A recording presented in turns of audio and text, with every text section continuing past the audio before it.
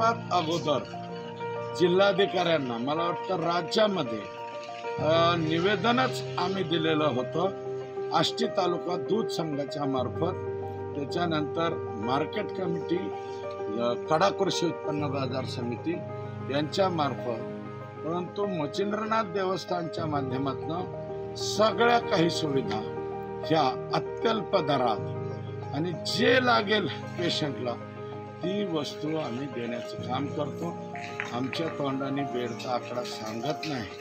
मला असं वाटतं जे कोणी प्रतिनिधी आहेत